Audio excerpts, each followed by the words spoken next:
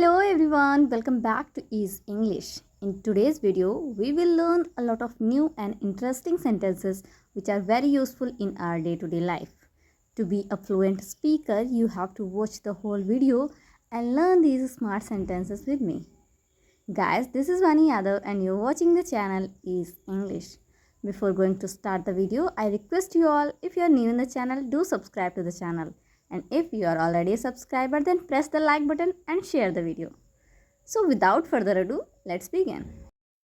बालों में तेल लगाया करो. इंग्लिश में बोलेंगे apply oil to your hair. Apply oil to your hair. For example, आजकल जैसा फैशन का दौर चल रहा है, बच्चे अपने बालों पे तेल नहीं लगाते हैं, जिसकी वजह से बाल जो है काफ़ी डैमेज हो जाते हैं. तो जो हमारे एल्डर्स होते हैं, मोस्टली हमारे पेरेंट्स या ग्रैंड पेरेंट्स, वो हमें कहते हैं ना कि बालों में थोड़ा तेल लगाया करो तो बाल स्मूथ हो जाएंगे. तो उन्हें इंग्लिश में कैसे कहना चाहिए? Apply oil to your hair. Next sentence, हम कल सुबह तक ये ख़त्म कर देंगे. इंग्लिश में बोलिए we will finish it by tomorrow morning. We will finish it by tomorrow morning. For example, आप लोग किसी प्रोजेक्ट पे वर्क कर रहे हो, तो मम्मा पूछने आती है कि आपको कितना टाइम अभी लगेगा. तो आप लोग बोलते हो ना कि मम्मा हमें टाइम लग जाएगा, आप सो जाइए जाके, हम कल सुबह तक ये ख़त्म कर देंगे. तो आप मम्मा को बोलिए मम्मा you go and sleep, will finish it by tomorrow morning. Next sentence, मैं यहाँ से नहीं जाऊँगा. बोलिए I will not go from here. I will not go from here. For example, आप लोग किसी नई जगह घूमने गए, आपको वो जगह बहुत पसंद आई, तो आप कहते हो ना मेरा तो मन ही नहीं है यहाँ से जाने का, मैं यहाँ से नहीं जाऊँगा. तो आप कहिए आई will not go from here. I will not go from hair. Generally छोटे बच्चे जो होते हैं वो ज़िद करने लगते हैं कि मैं तो यही रहूँगा, मैं यहाँ से नहीं जाऊँगा. तो उन्हें आप सिखाइए कि वो इंग्लिश में बोलें आई will not go from here. Next sentence, कहीं घूमने जाने का मन कर रहा है. इंग्लिश में बोलिए I feel like going somewhere. I feel like going somewhere. जब आपका कोई काम करने का मन करे तो कहिए I feel like doing something. ठीक है. तो अगर काफ़ी दिन से आप घर पे ही हो, घर पे ही रह के बोर हो गए हो और आप घर वालों से कह रहे हो कि मुझे कहीं घूमने जाने का मन कर रहा है, आप उनको इंग्लिश में बोलिए I feel like going somewhere.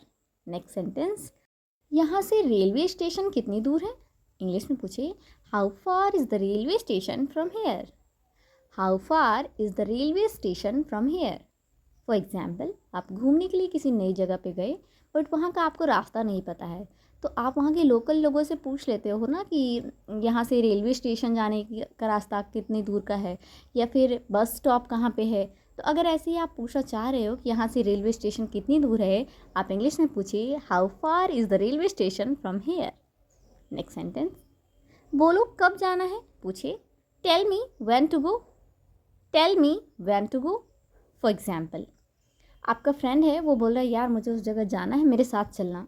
किसी भी पर्टिकुलर जगह जाने के लिए बताता है, तब आप कहते हो ठीक है, बोलो कब जाना है. आप कहिए tell me when to go. Next sentence, आजकल तुम्हारा ध्यान कहाँ है. इंग्लिश में पूछिए where is your attention nowadays. Where is your attention nowadays. For example, आपका फ्रेंड है, आजकल उसका पढ़ने में मन नहीं लग रहा है, आप नोटिस कर रहे हो कई दिनों से कि वो कहीं खोया खोया सा रहता है, तो आप उससे पूछ लेते हो ना कि आजकल तुम्हारा ध्यान कहाँ है. आप उसको इंग्लिश में पूछिए where is your attention nowadays. Next sentence, तुम चाबी कहाँ भूल गए. कहिए इंग्लिश में where did you leave the keys. Where did you leave the keys. Example, आप घर में अकेले थे, घर से बाहर गए, तो आप घर को लॉक करके गए. जब वापस आए और आपके साथ ही मम्मी पापा भी आ गए और आपके पास अब कीज़ नहीं है, आप कहीं भूल गए, तो मम्मी पूछती है ना कि तुम चाबी कहाँ भूल गए. तो मम्मी को इंग्लिश में कहना चाहिए where did you leave the keys. Next sentence, आज तुम इतना लेट क्यों हो. इंग्लिश में पूछिए why are you so late today. Why are you so late today. For example, आपके घर से कोई पर्सन है जो ऑफिस जाता है या कहीं और स्कूल जाता है, कुछ भी, और जब वो लेट में थोड़ा आता है तो आप उसको क्वेश्चन करते हो ना कि आज तुम इतने लेट क्यों हो. इंग्लिश में पूछिए why are you so late today.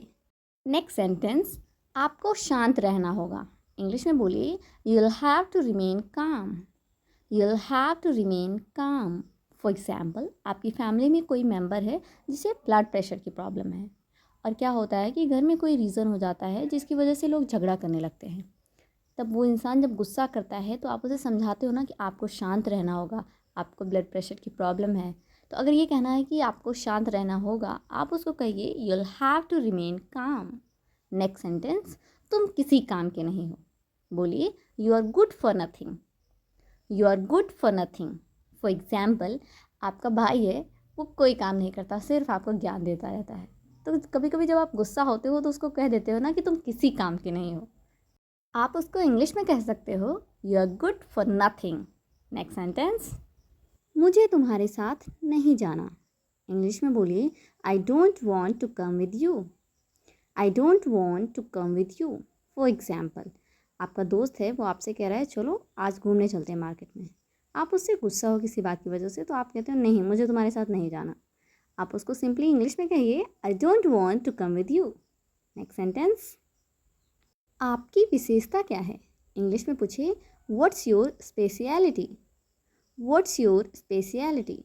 For example, आपके घर में किसी का बर्थडे है या फिर आप ऐसे ही फैमिली डिनर पे कहीं बाहर गए, तो किसी नए रेस्टोरेंट में गए और वहाँ जाके आप पूछते हो ना कि यहाँ का खास क्या है, स्पेशल क्या चीज़ है यहाँ की। तो आप उनको पूछिए व्हाट्स योर स्पेशलिटी। ऐसे ही आप किसी मॉल में जाते हो तो पर्टिकुलर किसी शॉप में गए, तो वहाँ पे भी अगर आप ये जानना चाहो कि आपके यहाँ का फेमस क्या है, क्या स्पेशल है, तो आप पूछिए what's your speciality. Next sentence, यह कपड़ा घटिया क्वालिटी का है। इंग्लिश में कहेंगे this cloth is of inferior quality. This cloth is of inferior quality. For example, आपने ऑनलाइन ऑर्डर किया और कोई नया कपड़ा मंगाया अपने लिए, बट जब आप उसको देखते हो तो क्या होता है, ऑनलाइन का मोस्टली आपको मिलेगा कि कपड़े की क्वालिटी नहीं अच्छी होती।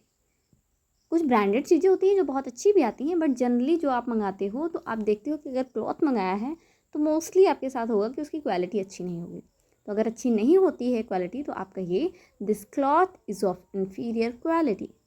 नेक्स्ट सेंटेंस, तुम्हें अपने आप पर शर्म आनी चाहिए। इंग्लिश में बोलिए you should be ashamed of your self. You should be ashamed of your self. For example, कई सारे लोग पब्लिक में, मतलब एक पब्लिक मीटिंग है, जैसे कई सारे लोग एक जगह गैदर्ड हैं, इकट्ठे हैं, और क्या होता है कि आपके बड़े भाई ने आपसे कुछ कहा और आपने उनको पलट के जवाब दे दिया। मम्मा ये बात सुन रही होती है, जब आप घर आते हो तो आपको डांट लगाती है, वो कहती है ना कि तुम्हें शर्म आनी चाहिए, तुम ऐसे बात करते हो अपने बड़ों से। तो अगर मम्मा को ये कहना है कि तुम्हें अपने आप पर शर्म आनी चाहिए, वो आपको इंग्लिश में कह सकती हैं you should be ashamed of yourself. Next sentence, मैं इसे खुद करना चाहता हूँ। इंग्लिश में कहिए I want to do it myself. I want to do it myself. For example, आपको कोई असाइनमेंट मिला है, कोई प्रोजेक्ट मिला है, तो आप घर पे उस पर वर्क कर रहे हो, तो आपके भाई बहन जो होते हैं वो कहते हैं ना कि लाओ मैं थोड़ी हेल्प कर देती हूँ तुम्हारी।